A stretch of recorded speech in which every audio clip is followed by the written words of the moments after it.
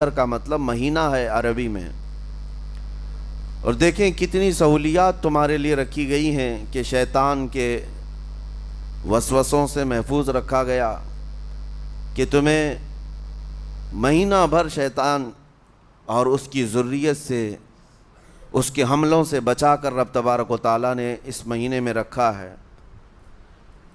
تو اب میرے عزیزو، تھوڑی سی محنت کی ضرورت ہوتی ہے تاکہ ہمارا دل پاک ہو جائے۔ تھوڑی سی اور محنت اس میں کر لی جائے تو انسان کا باطن پاک ہو جائے۔ تقویٰ کیا چیز ہے اور اس کا حاصل کرنا کیوں ضروری ہے، میں آپ کو بتاؤں۔ تقویٰ کا مطلب سب سے اہم چیز یہ ہے، اللہ کا خوف۔ یہ بنیادی چیز ہے، یہ بنیادی چیز ہے، اور یہ اگر بنیاد ہے تو ہر عمل میں آپ کے تقویٰ حاصل ہو جائے گا۔ نماز کیوں پڑھتے ہو؟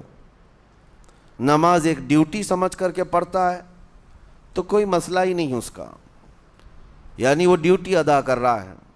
لیکن نماز میں اگر خوف خدا ہے، اللہ کے ڈر سے پڑھتا ہے، یہی تقویٰ ہے۔ روزہ کیوں رکھ رہا ہے؟ سب محلے میں رکھ رہے تھے، ہم نے بھی رکھ لیا۔ روزہ اس لیے رکھ رہا ہوں کہ لوگ برا نہ سمجھیں، یا اسلام کا ایک حصہ ہے۔ اتنی ہی نیت تھی تو پھر اس نے روزے سے کچھ حاصل نہیں کیا، لیکن اسی روزے کو اللہ کے خوف سے رکھا، یہی تقویٰ ہے۔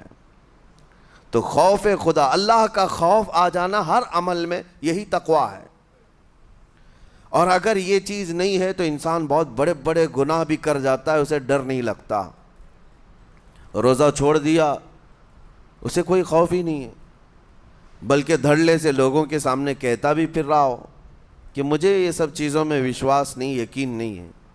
یہ باتیں اس زبان سے آتی ہیں جس کے ہاں اللہ کا خوف ہے ہی نہیں، اللہ کا ڈر نہیں۔ اسی لیے قرآن میں اللہ نے فرمایا لعلکم تتقون، تم پر روزے اللہ نے فرض کیے ہیں تاکہ تمہیں تقویٰ مل جائے، اللہ کا خوف۔ اور یہ کتنی اہم چیز ہے میں آپ کو بتاؤں، خوف خدا۔ خوف خدا کا مطلب کہ اللہ کا ڈر، اللہ کا خوف، یہ تمہاری پوری باڈی کو صحیح کرتا ہے، اندر سے بھی باہر سے بھی۔ خوف خدا، تم ہر قدم پر اگر یہ سوچتے ہو کہ میرا رب مجھے دیکھ رہا ہے۔